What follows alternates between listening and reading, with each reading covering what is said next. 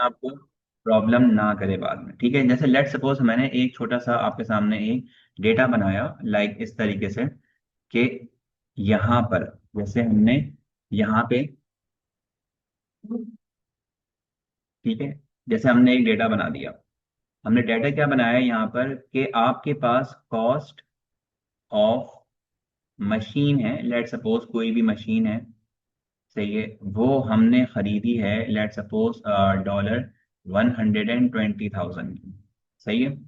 और फिर है उसकी स्क्रैप वैल्यू, सही है, फिर आती है उसकी स्क्रैप वैल्यू। अच्छा, स्क्रैप वैल्यू होती है कबाड़ की वैल्यू, मतलब रद्दी की वैल्यू। जब आपके पास पूरी की पूरी मशीन अपनी लाइफ पूरी कर ले, उसके बाद वो जितने की बिकती है ना, that is called scrap value.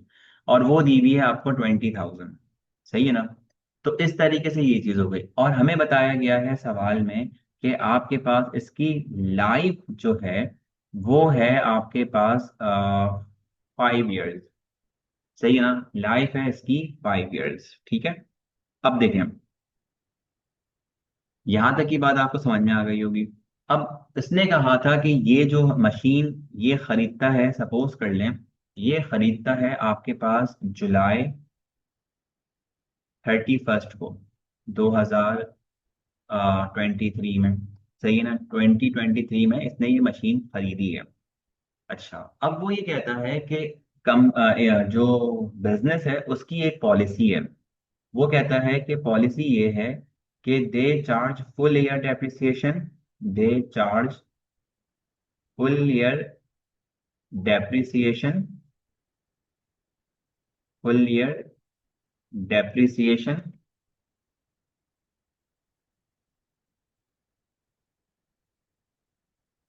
सिएशन in year of purchase, यानी कि जिस साल खरीदेगा, ठीक है ना, उस साल पूरे साल का डेप्रिसिएशन लगेगा। But none in the year of disposal, यानी कि जिस साल ये बेचेगा ना, सही है, उस साल ये डेप्रिसिएशन चार्ज नहीं करेगा। सही है, ये पॉलिसी होती है, ये सवाल में लिखी भी आएगी आपके पास ना, तो आपको एग्जामिनर बता के देगा ये पॉलिसी, ठीक है ना। तो इस तरीके से आपने इसको समझना है पहले, ठीक है। अब देखें सवाल में आपसे वो कहता है एग्जामिनर कि कैलकुलेट करें, calculate depreciation expense for the year ended, for the year ended, ठीक है।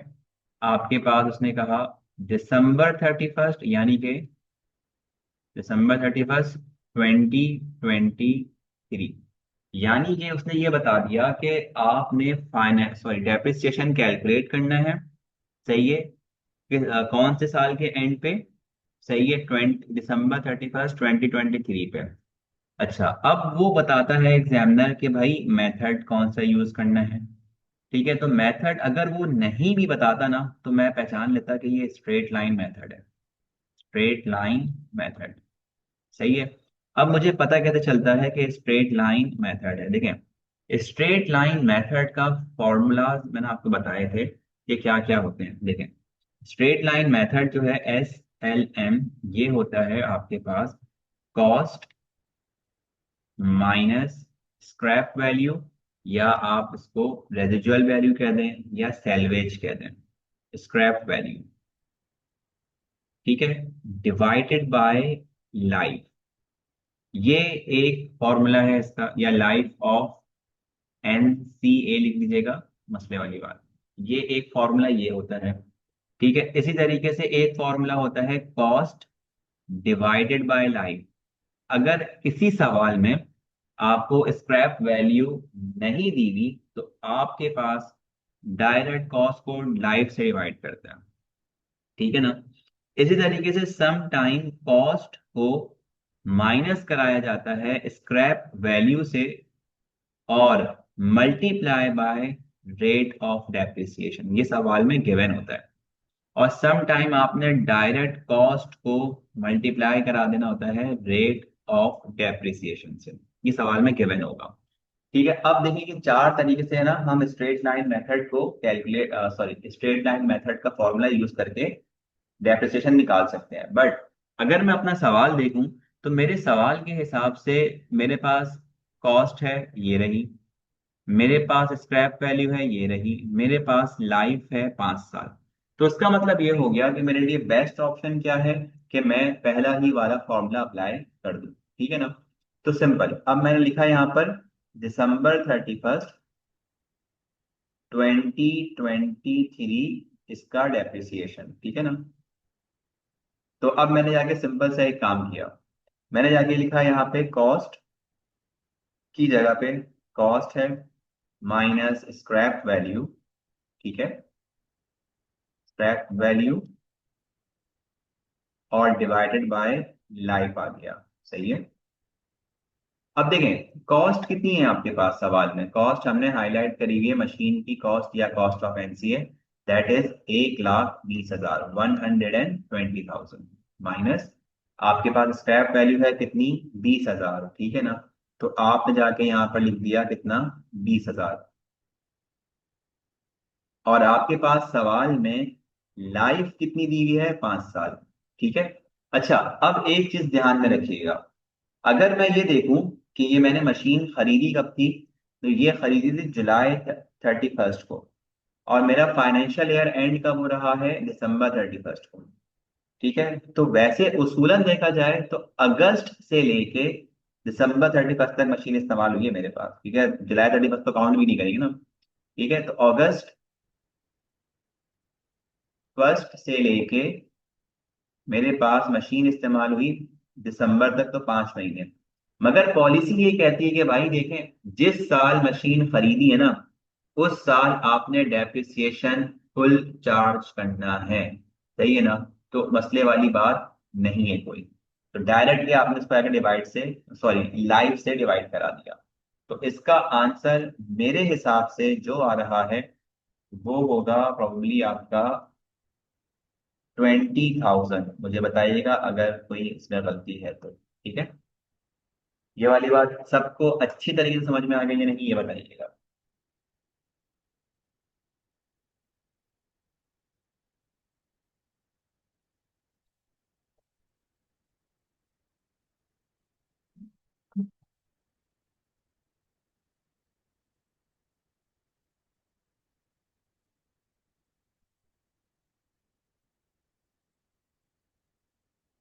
ओके, आंसर 20,000 कैसे आया।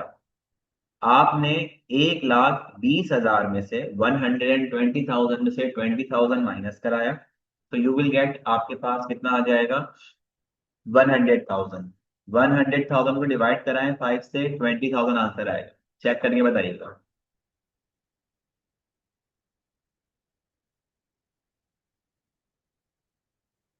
जी, जरा वेरीफाई कर दीजिएगा अगर आंसर यही आ रहा है।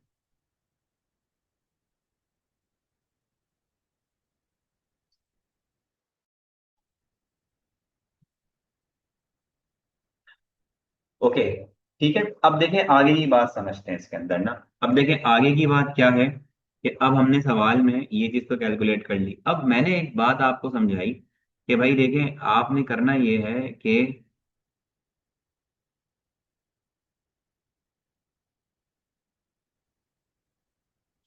मैं अगर आपसे ये कहूं कि आप मुझे डेप्रिसिएशन बताएं, कैलकुलेट करके बताएं, depreciation calculate, depreciation expense for 2024 और 2025। जी, ये 2 सालों का डेप्रिसिएशन आप मुझे कैलकुलेट करके बता सकते हैं, या जब कुछ छोड़ें 2024 का ही बता दें, 2024 का इसका डेप्रिसिएशन कितना होगा, कैलकुलेट द डेप्रिसिएशन आपके पास बताना है आप लोगों ने। ठीक है ना। तो बता सकते हैं कितना होगा 2024 का। फॉर्मूला बिल्कुल सेम रहेगा, मसले वाली बात नहीं है, ये बात ध्यान में रखिएगा बस। ठीक है, फॉर्मूला बिल्कुल सेम लगेगा।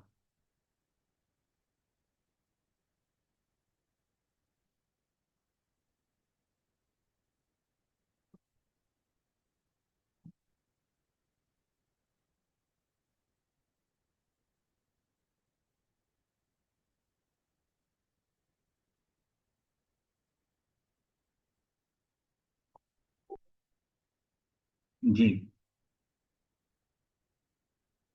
एनी आइडिया क्या होगा आंसर इसका? देखिए फॉर्मूला ये रहा, सही है।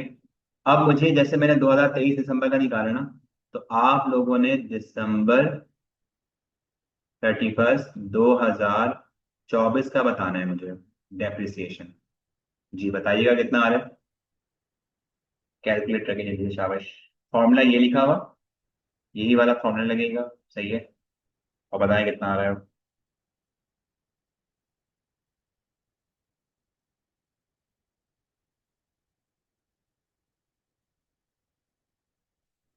हाँ बच्चों, आवाज आ रही है मेरी? हेलो।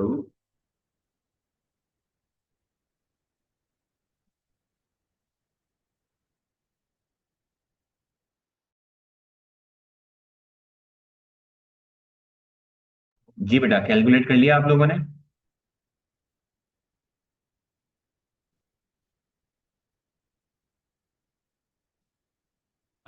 हेलो बच्चों, आप लोगों ने कैलकुलेट कर लिया?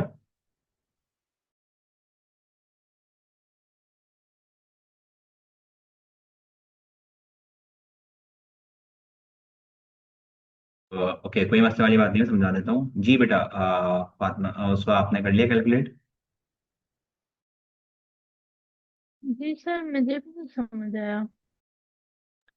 अच्छा देखें, अब आपने जैसे देखें यहाँ पर जैसे डेप्रिसिएशन कैलकुलेट किया ना, यहाँ तक बताइएगा ये 2023 वाला समझ में आ गया मैंने कैसे कैलकुलेट किया था?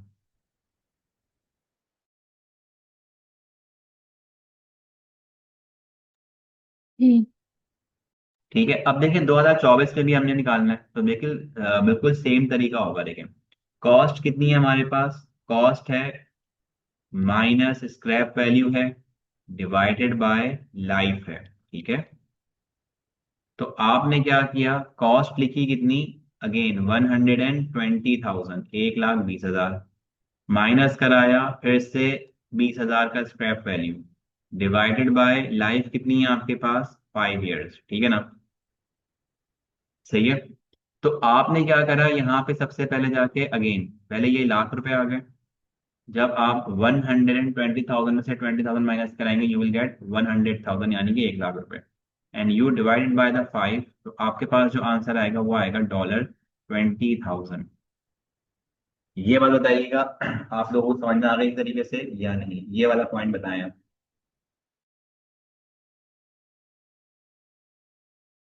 जी, तो मतलब सेम रहे कि मतलब 2023 में भी 20,000 थी और 2024 में भी 20,000।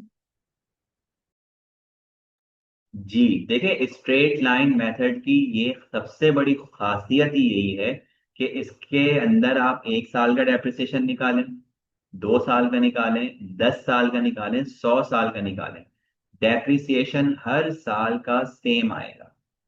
ये वाली बात समझ में आई तरीके से? आप 1 साल का डेप्रिसिएशन निकालें, 2 साल का निकालें, या 10 साल का डेप्रिसिएशन निकालें, हर साल का डेप्रिसिएशन बिल्कुल सेम आएगा।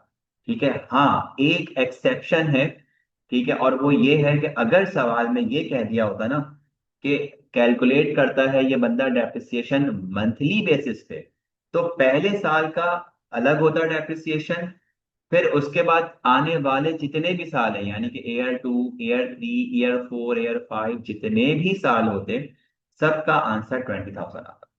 ठीक है, ये वाली बात समझ में आ गई सबको अच्छी तरीके से?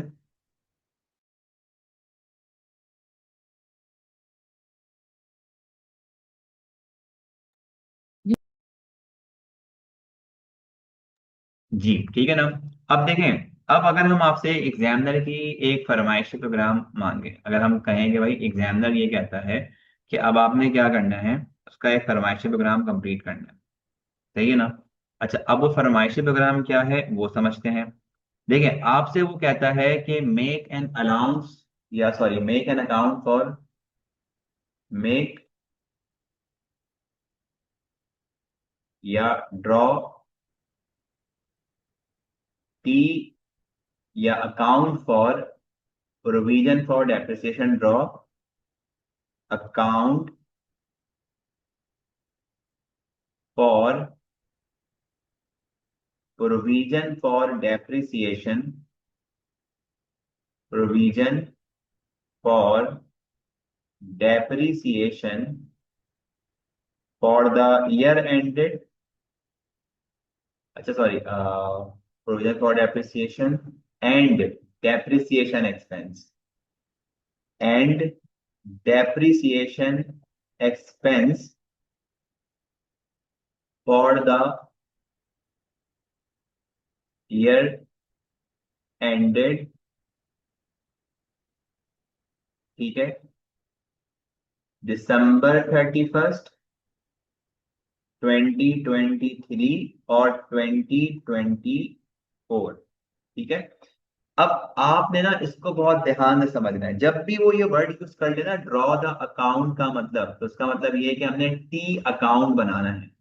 टी अकाउंट किसका बनेगा? टी अकाउंट बनेगा आपके पास एक तो प्रोविजन का, ये वाला प्रोविजन फॉर डेप्रिसिएशन का। दूसरा टी अकाउंट किसका बनेगा? डेप्रिसिएशन एक्सपेंस का। ये दो अलग अलग टी अकाउंट बनेंगे, ठीक है। तो पहले हम एक काम करते हैं, हम एग्जामिनर का दिल खुश करने के लिए पहला जो है टी अकाउंट बनाते हैं डेप्रिसिएशन एक्सपेंस का, ठीक है। पहला जो हम डी अकाउंट बनाएंगे वो हम बनाएंगे डेप्रिसिएशन एक्सपेंस का, सही है, इसको बहुत ध्यान समझिएगा। अच्छा, अब आप लोगों को शायद ये बात याद होगी कि जब मैंने बताया था कि ये जो एक्सपेंस होता है, सही है, ये हमेशा नॉर्मली डेबिट पे रिकॉर्ड होता है। कहाँ रिकॉर्ड होता है? नॉर्मली डेबिट पे, सही है। अच्छा, तो ये डेप्रिसिएशन का अकाउंट आ गया, सही है। अच्छा, एक चीज मैं आपको और करा देता हूँ जो सवाल के अंदर रिक्वायरमेंट में नहीं है मगर आपको बहुत हेल्पफुल होगी। अब वो क्या चीज है देखें, मैं एक काम भी कर लेता हूं कि मैं आप लोगों को डेप्रिसिएशन एक्सपेंस की एंट्री बता देता हूं जो मैंने आपको क्लास में ही बताई थी, ठीक है ना। डेप्रिसिएशन एक्सपेंस की एंट्री क्या बताई थी मैंने? जर्नल एंट्री, याद है मैंने जनरल एंट्री बताई थी आपको, जनरल एंट्री। इसकी जनरल एंट्री होती है depreciation expense debit, provision for depreciation credit, provision for depreciation credit, सही है। अब देखें, ये है अगर December 31st की एंट्री ये बनाई है मैंने 2023 December 31st की एंट्री, तो December 31st 2023 को मेरा डेप्रिसिएशन था 20,000, 20,000 ये लिखा हुआ, ये आ गया 20,000 यहां पर भी। पहले ये बताइएगा ये जर्नल एंट्री समझ में आ गई सबको अच्छी तरीके से?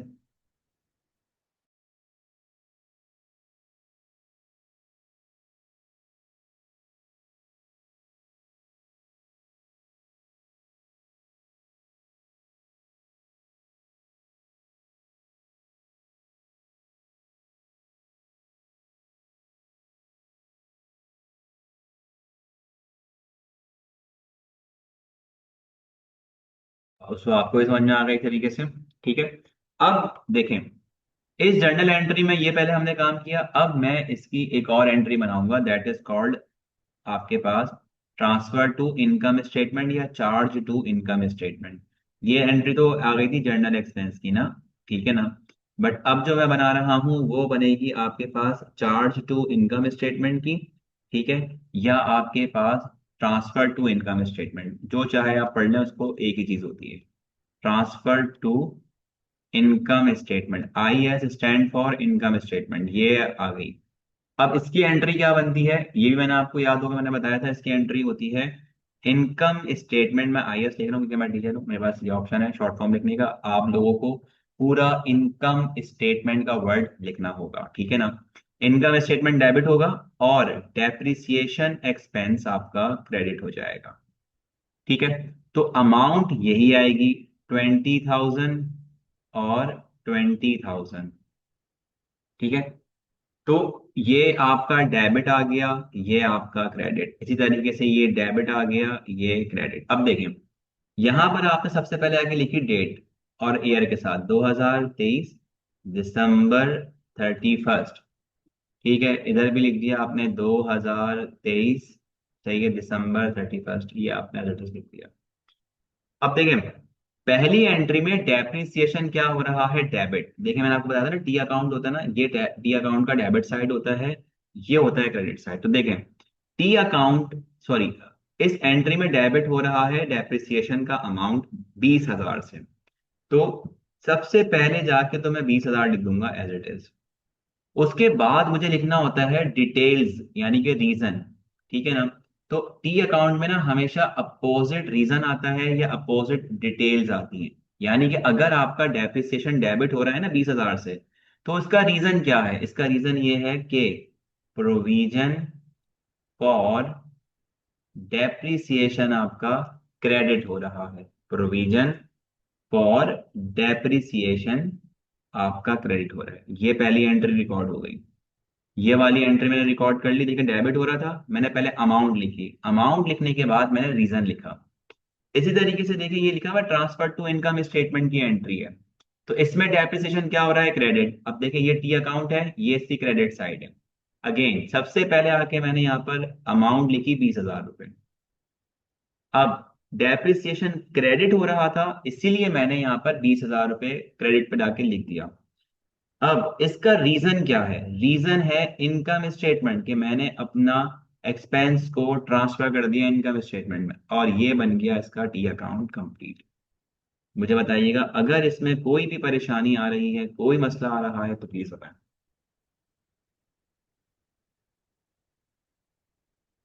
जी, अगर कोई चीज समझ में नहीं आई या कोई ऐसी बात जो क्लियर नहीं हुई तो पूछ लें।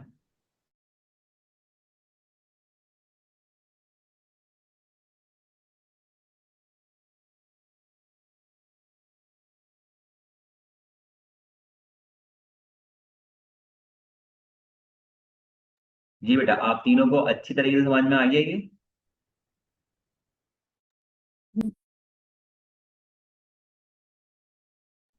आ,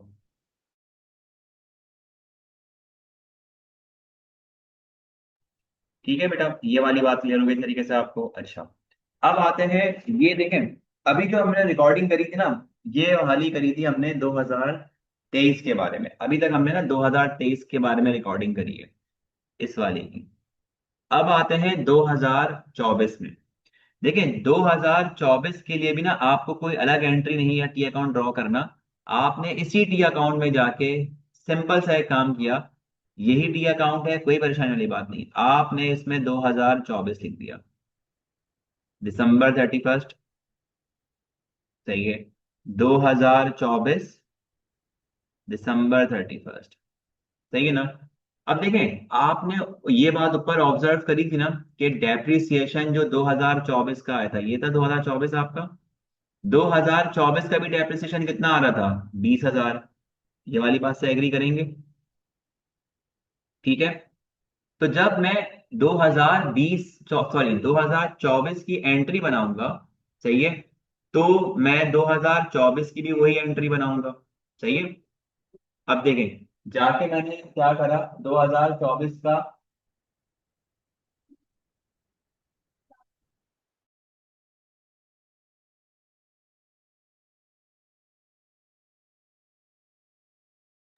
ओके, अब देखें, आपके पास ये आ गया था ना दिसंबर। अब मैंने जाके यहाँ पर ना December 31 लिखा, सही है, और 2024 कर दिया। December 31, ये आ गया मैं 2024, December 31, सही है। यानी कि हम 2024 की जनरल एंट्री बना रहे थे पहले, सॉरी। ये 2024 लिखा मैंने यहाँ पे, सही है। और अब मैं इसकी जनरल एंट्री बना रहा हूँ। पहले मैं बनाऊंगा डेप्रिसिएशन की जनरल एंट्री 2024 वाली की, सही है। इसको तो एडजस्टमेंट भी कहते हैं, सही है। तो वैसे आपके अंडरस्टैंडिंग के लिए, और कोई मसले वाली बात नहीं है।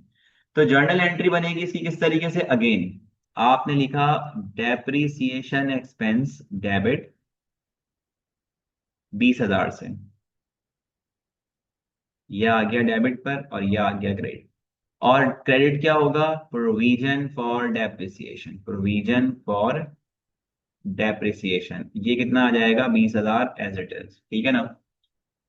ये तो हो गई जर्नल एंट्री। अब मैंने आपको दूसरी बात क्या सिखाई थी, इसके बाद हम क्या करते हैं?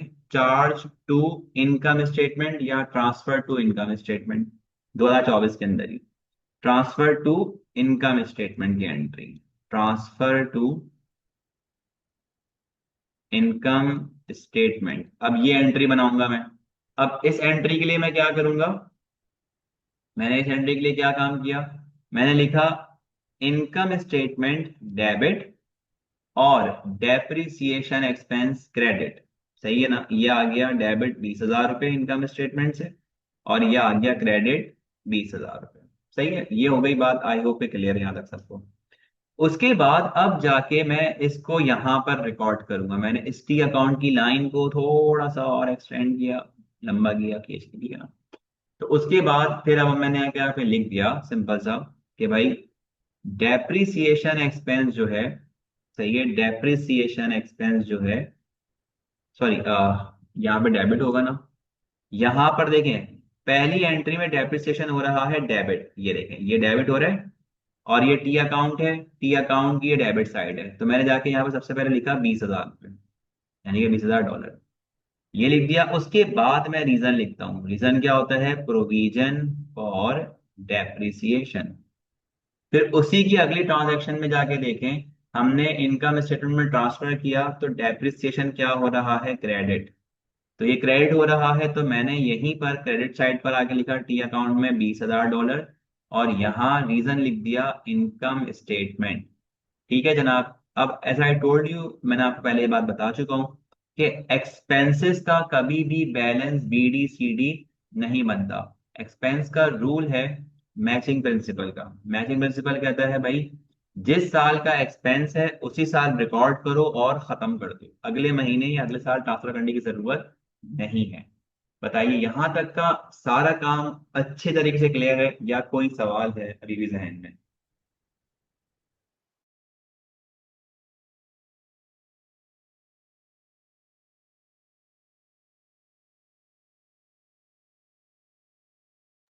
जी बताइएगा, ये अच्छी तरीके से क्लियर हो गया पूरा कॉन्सेप्ट, या इसमें कोई अभी तक परेशानी है कहीं ना कहीं?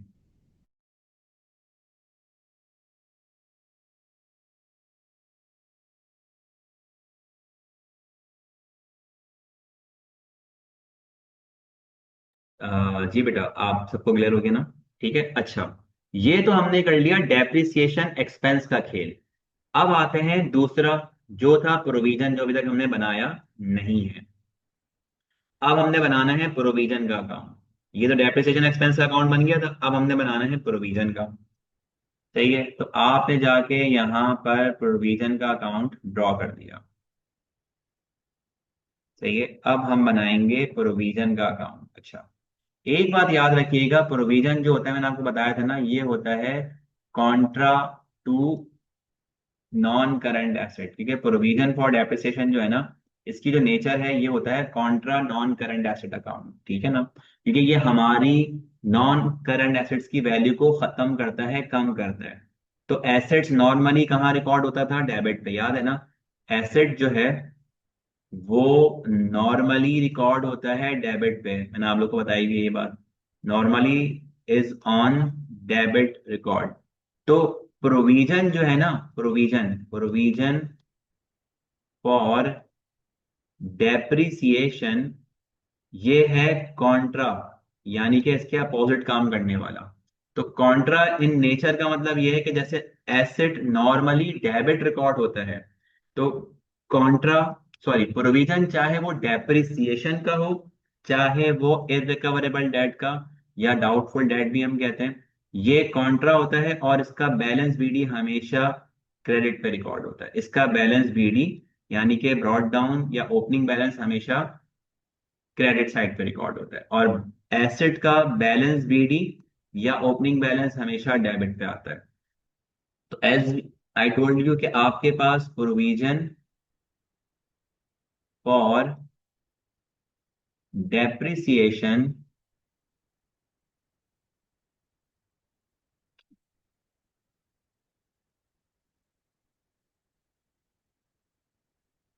डेप्रिसिएशन जो है ये क्या होता है, मैं ऊपर भी मेंशन कर देता हूँ ताकि आप लोग को ना याद रहे और जहन में रहे आप लोगों के। ठीक है, ये होता है कॉन्ट्रा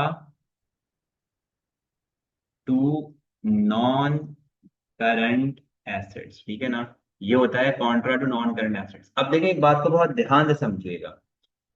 ठीक है, जिस साल मैंने एनसीए बाय किया होता है, उस साल का जो बैलेंस बीडी फॉर ये होता है ना प्रोविजन, वो हमेशा जीरो होता है।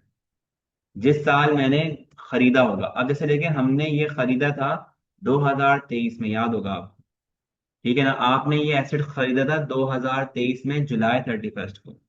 तो इसका मतलब ये होगा, इसका बैलेंस बीडी ना जनवरी 1 का हो ही नहीं सकता। मैं सिर्फ लिख रहा हूं, कभी भी नहीं होगा। आप लोग नहीं भी लिखेंगे तो चलेगा, तो समझाने की हद तक है ये। बैलेंस बीडी लिखा आपने और आगे जाके नील कर दीजिएगा ऐसे करके, क्योंकि हो ही नहीं सकता। क्योंकि एक मशीन जो आई जुलाई में है, उसका बैलेंस बीडी कैसे हो सकता है, तो समझाने की हद तक है और कुछ नहीं है।